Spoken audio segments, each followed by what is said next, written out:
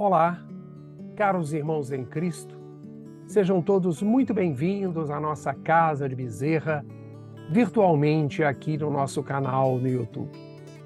Mais uma vez, aqui estamos para falar, sentir, refletir e nos harmonizar com o estudo do Evangelho de Jesus à luz da doutrina espírita.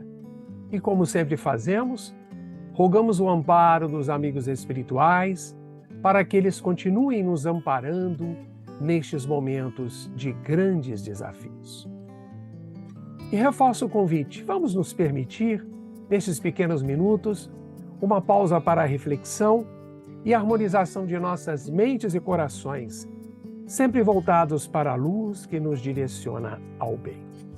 E hoje, quero falar com vocês sobre a parábola do semeador, que está em Mateus, capítulo 13, versículos 1 a 23.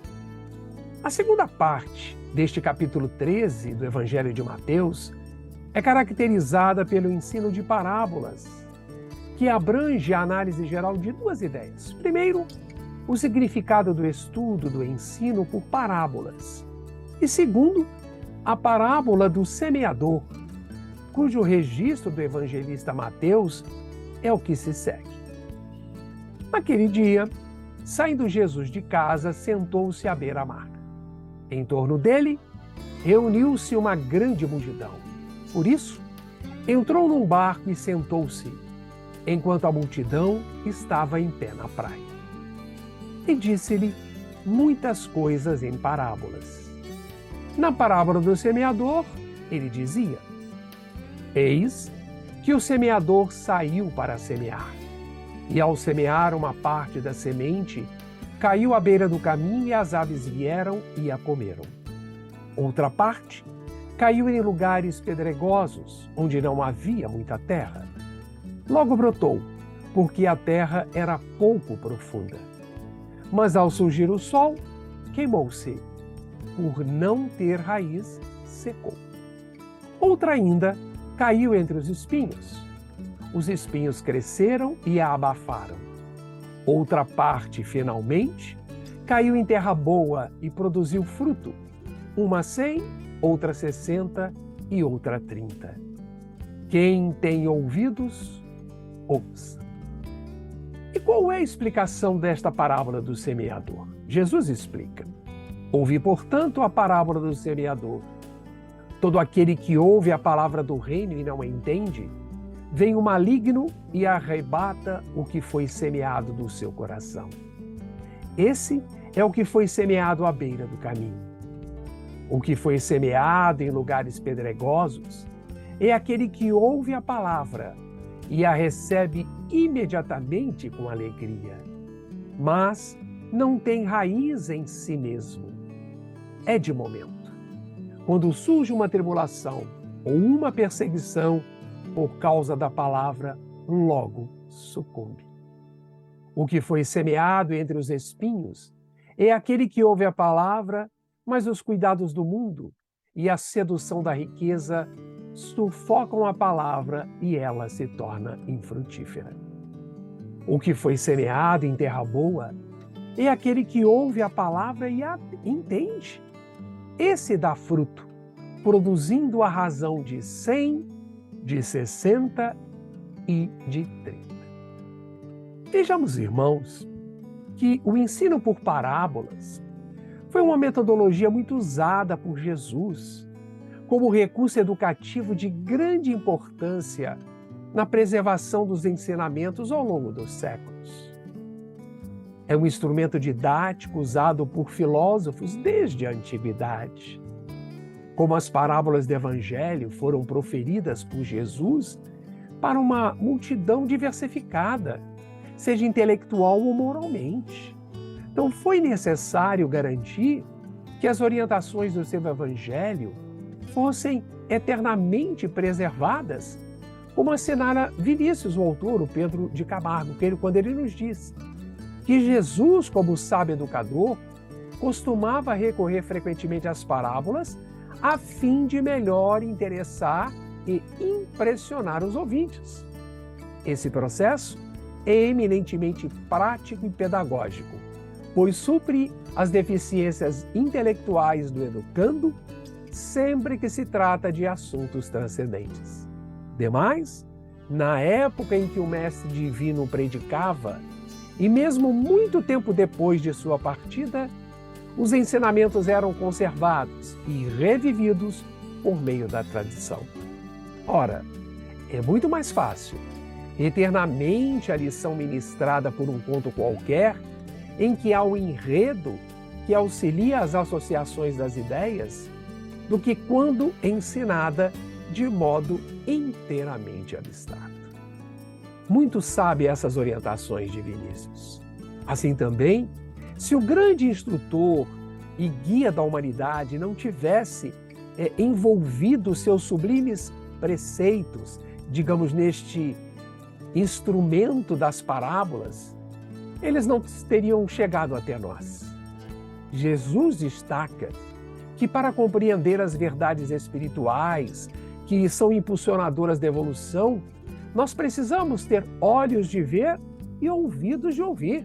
Isto é, precisamos primeiramente nos libertarmos do jugo dos interesses materiais que abavam os nossos sentidos e a nossa capacidade de perceber além, muito além da vida material, transformando-nos em cegos e surdos quanto ao progresso espiritual, como assinala esses versículos. Mas felizes os vossos olhos porque veem, e os vossos ouvidos porque ouvem. Em verdade vos digo que muitos profetas e justos desejaram ver o que vedes e não viram, e ouvir o que ouvis e não ouviram. É certo, caros irmãos, que o Evangelho representa uma verdade libertadora que será acolhida um dia por todos os espíritos, pois se trata de um imperativo da lei do progresso. Mas vamos lembrar que esta primeira parábola, a do semeador ensinada por Jesus, ele também vai além, ele nos ensina como interpretar esta primeira parábola, assim como as outras. Nós encontramos nesta parábola, por exemplo, muitos símbolos que devem ser analisados no verdadeiro sentido. O semeador, a semente, os diferentes tipos de solo onde a semente foi semeada. E os símbolos indicados nas parábolas de Jesus são, na verdade, códigos retirados da simples leitura dos elementos da natureza, os quais devem ser decodificados sabiamente, pois, como afirma Emmanuel, ninguém julgue fácil a aquisição de um título referente à elevação espiritual. O Mestre recorreu sabiamente aos símbolos vivos da natureza, favorecendo-nos a compreensão. E Jesus não se limita apenas a transmitir a orientação divina, mas explica como devemos compreender esses elementos simbólicos por ele selecionados. Vamos ver então. Por exemplo, o semeador. Inegavelmente, Jesus é o grande semeador. O divino semeador previsto pelos profetas lá no Velho Testamento, um guia e modelo da humanidade terrestre. Em menor escala, guardando as devidas proporções, nós, os aprendizes do Evangelho, podemos também nos transformar em semeadores nessa lavoura divina, desde que tenhamos o devido cuidado para semear apenas a semente do Evangelho. A semente simboliza a palavra de Deus, a lei do amor, que abrange a religião e a ciência, a filosofia e a moral. A palavra de Deus, podemos afirmar, é esta semente. E é uma só, que quer dizer, é sempre a mesma que tem sido apregoada em toda parte, desde que o homem se achou em condição de recebê-la. A semente é, pois, a palavra de Deus, admiravelmente transmitida pelo Messias da humanidade em seu Evangelho. E os discípulos sinceros do Evangelho, a despeito das suas imperfeições, compreendem a importância da difusão dessa palavra divina, que se reporta ao advento do reino de Deus, uma era de paz e alegrias que, cedo ou tarde, nós vamos alcançar no nosso planeta Terra. E estes discípulos trabalham espontaneamente na seara do Cristo, na condição de semeadores da vida, ou seja, são os que semeiam a boa semente. E os diferentes solos da semeadura, o que eles representam? Jesus explica claramente que cada solo citado na parábola do semeador são os diferentes níveis evolutivos, moral e intelectual do ser humano. Nem sempre, porém, se percebe essa ideia de imediato. O mestre Allan Kardec faz uma correlação dos diferentes solos onde a semente foi semeada com as categorias de espíritas, como nós. A parábola do semeador, diz-nos ele, exprime perfeitamente os matizes existentes na maneira de serem utilizados os ensinos do Evangelho. De fato, quantas pessoas existem para as quais ele não passa de letra morta?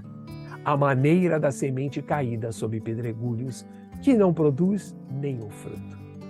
Ela encontra uma explicação, não menos justa, nas diferentes categorias de espíritas. Não será ela o emblema dos que apenas atentam nos fenômenos materiais e não tiram nenhuma consequência deles, porque neles só vêem fatos curiosos?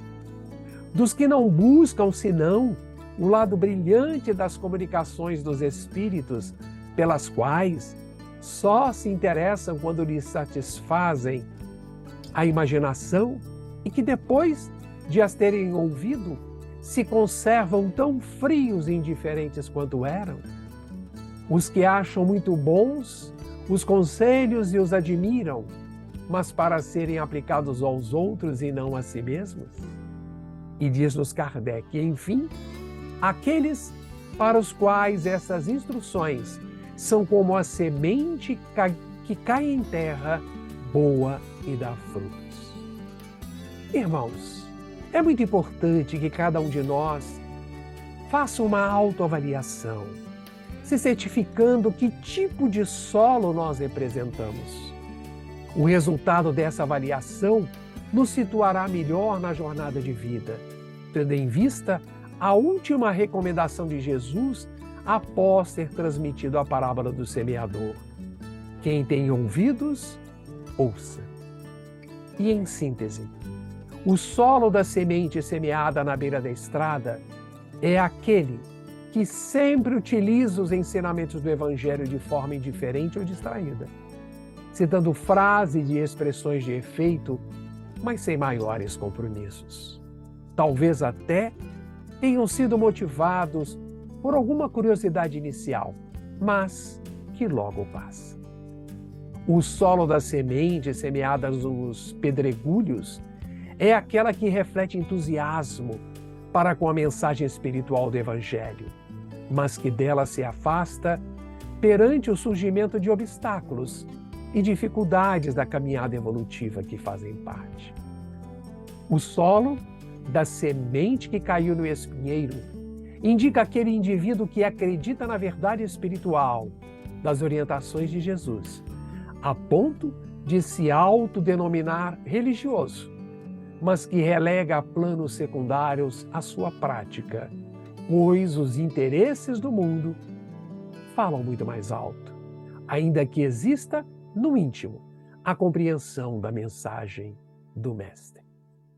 Os diferentes solos férteis representam as pessoas que não só compreendem a mensagem do Evangelho, mas possuem perseverança para vencer os obstáculos que surgem na vida, inclusive os decorrentes das próprias limitações, produzindo mais ou menos frutos, de acordo com a dedicação à causa do Evangelho. Bom, meus caros amigos, é isso que temos para as nossas reflexões de hoje.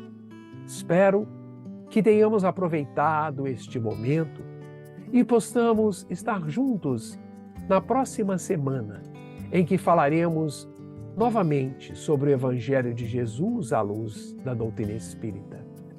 Se você gostou dessa mensagem e se você acredita que ela fará sentido para alguém, por favor, faça chegar a mais pessoas.